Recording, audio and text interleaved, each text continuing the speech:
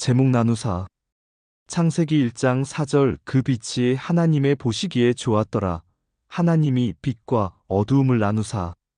첫째 날 빛은 무엇입니까? 말씀입니다. 하나님의 영광을 아는 빛입니다. 말씀의 빛을 사람의 육안으로는 모릅니다. 고린도후서 4장 6절. 어두운 데서 빛이 비치리라 하시던 그 하나님께서 예수 그리스도의 얼굴에 있는 하나님의 영광을 아는 빛을 우리 마음에 비추셨느니라. 예수님은 말씀으로 계셨습니다. 그 말씀이 예수님의 얼굴에 있는 하나님의 영광의 빛입니다. 말씀의 빛을 사람의 눈으로는 볼 수 없습니다. 하나님은 절대자시며 이 세계는 상대자입니다. 이것을 알아야 오늘 제목인 나누사를 알게 됩니다. 절대자 하나님께서 말씀을 한마디 하실 때마다 상대가 이루어집니다. 첫째는 상하가 이루어지고 둘째는 좌우가 이루어집니다. 이것은 상하가 짝이고 좌우가 짝이 되는 것입니다. 다시 말하면 나누는 방법으로 하나님께서는 만드셨습니다. 이 피조개, 피조물은 상대성을 이루고 있습니다. 상대적으로 나누어지는 것입니다. 말씀 한마디를 하실 때에 상하와 좌우로 나누어져 나갑니다. 하나님께서 말씀하실 때는 절대적인 말씀이지만 나오는 것이 상대적입니다. 좌우 상대, 상하 상대로 이루어집니다. 이것을 보고 동서남북 사방으로 이루어지며 입체로 되어 있습니다. 나누어지는 그 면을 보고서 나누사 하셨습니다. 첫째는 거기에 기본 원칙의 말씀이 있습니다. 그러면 빛과 어두움을 나누었다고 했는데 거기가 첫째 날 빛이므로 아직 해와 달을 만들기 전입니다. 첫째 날 빛은 영광의 빛입니다. 즉 예수님의 얼굴에 나타나 있는 하나님의 영광의 빛을 사도 바울은 에베소 교회에 지혜의 영, 계시의 영이라고 했습니다.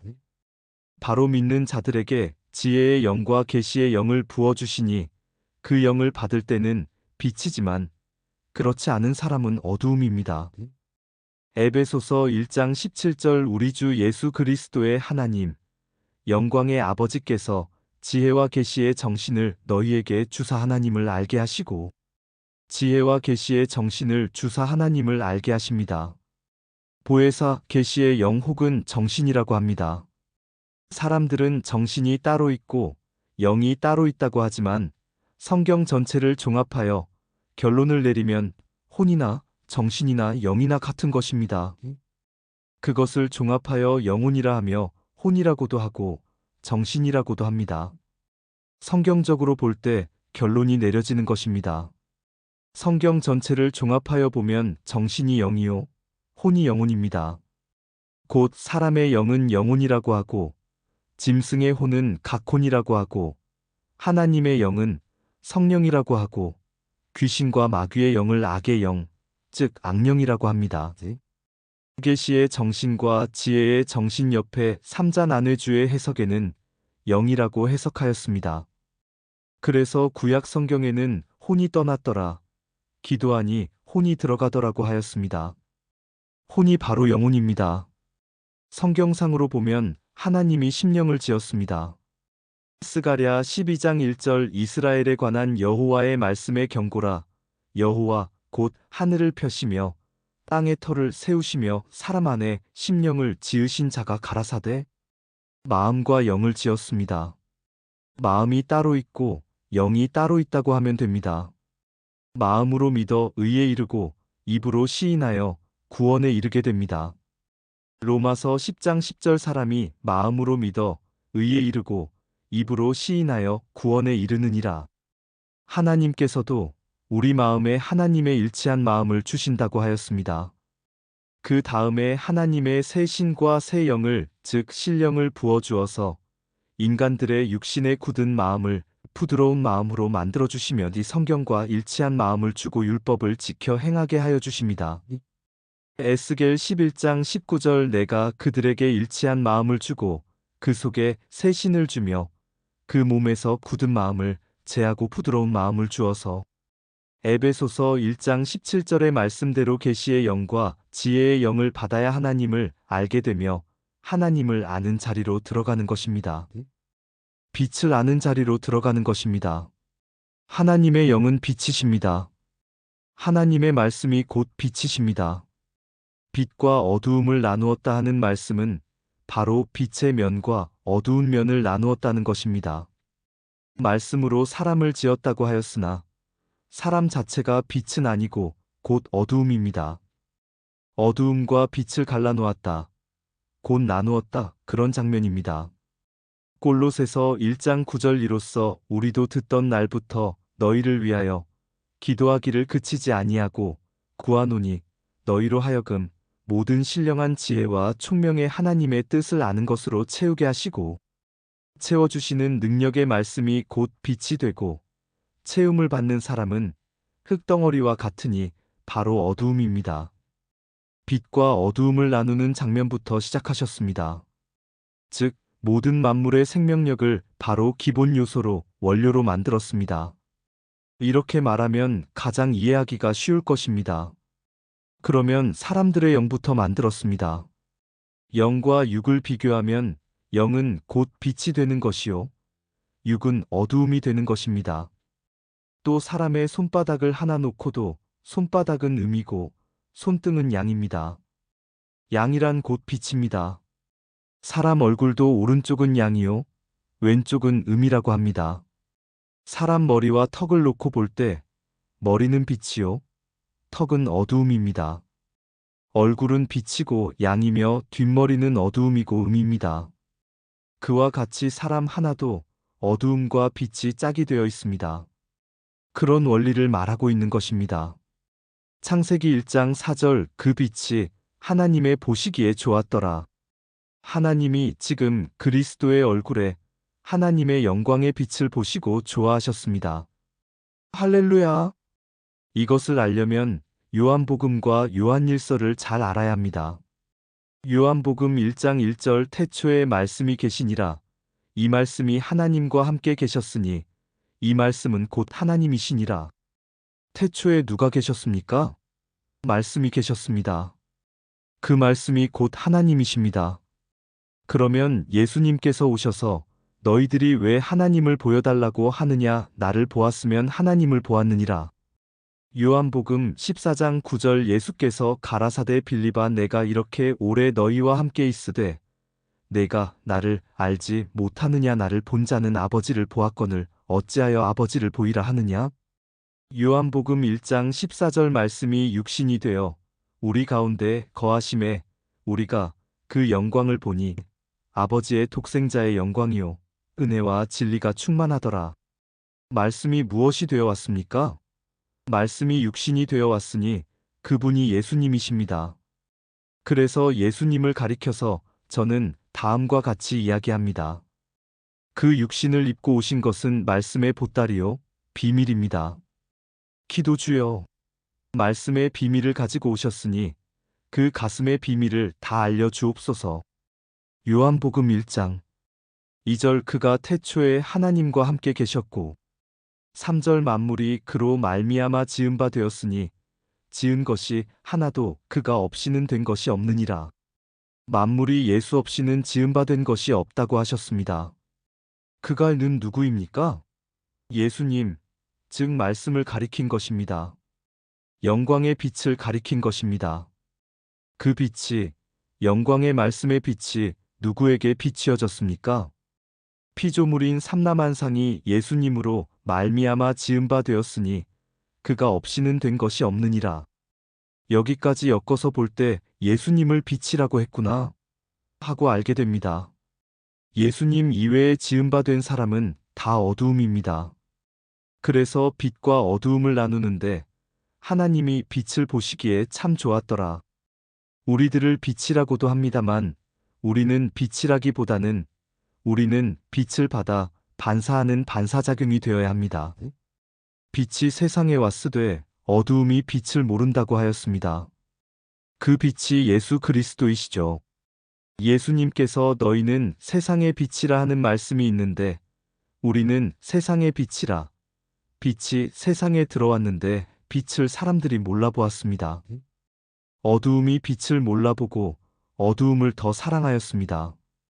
요한복음 3장 19절 그 정죄는 이것이니 곧 빛이 세상에 왔으되 사람들이 자기 행위가 악함으로 빛보다 어두움을 더 사랑한 것이니라.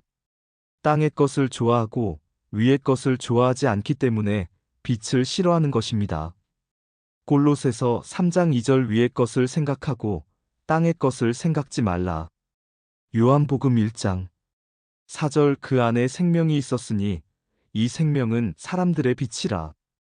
5절 빛이 어두움에 빛이 돼 어두움이 깨닫지 못하더라. 예수님의 말씀 안에는 생명이 있습니다. 예수께서 나는 길이요 진리요 생명이니 나를 말미암지 않고는 하나님께로 갈 자가 없다고 하셨습니다. 요한복음 14장 6절 예수께서 가라사대 내가 곧 길이요 진리요 생명이니 나로 말미암지 않고는 아버지께로 올 자가 없느니라. 예수님은 빛이시며 빛이 세상에 왔습니다. 물과 기름이 둘 다 액체이지만 함께 부어놓으면 기름은 뜹니다. 세상 사람들이 아무리 많이 배우고 세상 지식이 있다 하여도 물이고 예수님은 기름이십니다. 기름과 물을 합해 놓으면 기름은 위에 뜨고 물은 밑에 있어서 나뉘어지게 됩니다. 그래서 빛과 어두움이 나뉘었습니다. 그 빛이 있으라 하심에 빛이 있었고 하나님 보시기에 좋았더라. 말씀으로 계시던 예수님을 이 땅에다 육신으로 나타내는 것입니다. 이 지구상에 말씀이 육신이 되어 나타나신 것입니다. 예수님은 말씀을 담아오신 횃불이십니다. 봉화이십니다. 십자가에서 못 박히실 때 봉화가 탁 터졌습니다. 터질 때 불이 빨갛듯이 그 피가 인류의 죄를 사하는 빛입니다. 그래서 마귀가 그 모든 비밀을 알고 다 넘어뜨리니까 육체를 터뜨려서 피 속에다 또 말씀을 넣어서 피 속으로 들어갔습니다. 그 피가 포도주요. 그 피가 곧 성령으로 오십니다. 땅에 흘러서 바싹 마르고 없는 것처럼 되었지만 예수님의 피가 지금은 보혜사 성령으로 오십니다. 보혜사 성령 속에 말씀이 담겼습니다. 그 말씀이 바로 생명의 떡이며 생명의 말씀이십니다. 비둘기 한 마리 잡아도 그 속에 피가 들어있듯이 말씀 한마디 한마디에 예수님의 피가 맺혀져 있습니다. 그와 같이 이 말씀 속에는 그리스도의 보혈이 담겨 있고 말씀이 계속적으로 나뉘어 나갈 것과 나뉘어질 말씀입니다. 진리와 비진리로 나누었습니다. 참 진리는 빛이요 비진리는 어두움이며 생명은 빛이요 죽음은 어두움입니다. 구교회와 신교회, 에서와 야곱, 하갈과 사라로 나뉘어졌습니다. 하갈은 유형교회를 상징하고 사라는 신령교회를 상징합니다. 신령교회에서 이삭을, 유형교회에서 이스마엘인 육의 사람을 낳았습니다.